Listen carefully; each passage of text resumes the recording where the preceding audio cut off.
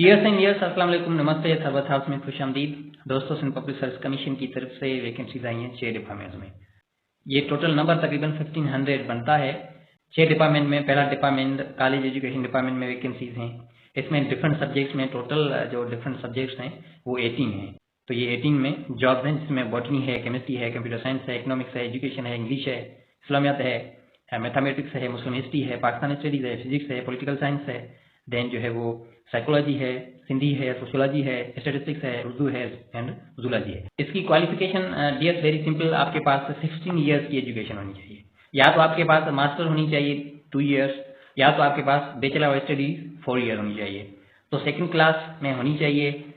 उसके बाद second department school education and literacy department, इसमें प्रिंसिपल की वैकेंसीज हैं BPS 19, ये 5 वैकेंसीज हैं और इसकी क्वालिफिकेशन ये आपके सामने है।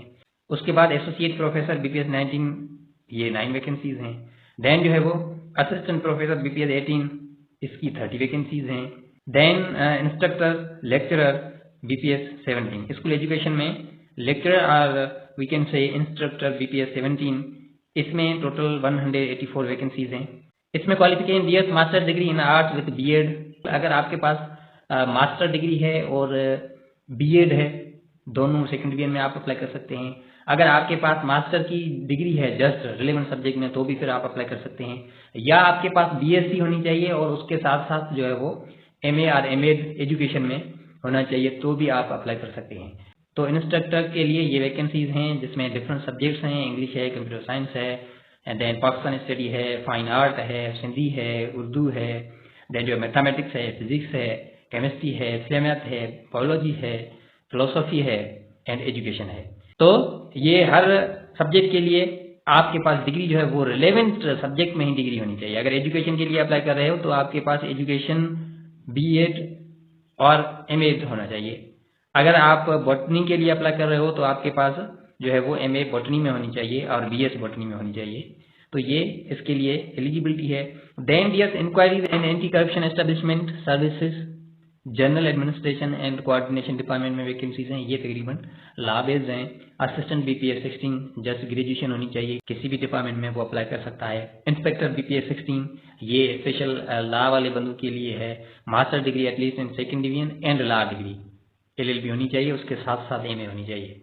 या फिर आपके पास लॉ डिग्री है, उसके साथ साथ 2 ईयर्स का एक्सपीरियंस है एज एन एडवोकेट, तो फिर आप अप्लाई कर सकते हैं। या तो आपके पास मास्टर डिग्री है और LLB है, ये दोनों डिग्रीज हैं, तो आप अप्लाई कर सकते हैं। या तो आपके पास लॉ है और अगर मास्टर नहीं है जस्ट LLB है, तो आपके पास 2 ईयर्स का एक्सपीरियंस होना चाहिए।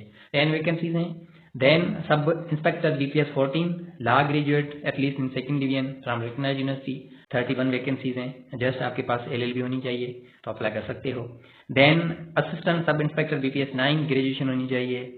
अगर हेड कांस्टेबल बनता है पहले तो वो भी अप्लाई कर सकता है। 48 वैकेंसीज हैं। एनर्जी डिपार्टमेंट जिसमें junior inspector of coal mine BPS 17, ये 7 वैकेंसीज हैं। Then survey and drawing officer, ये 2 वैकेंसीज हैं।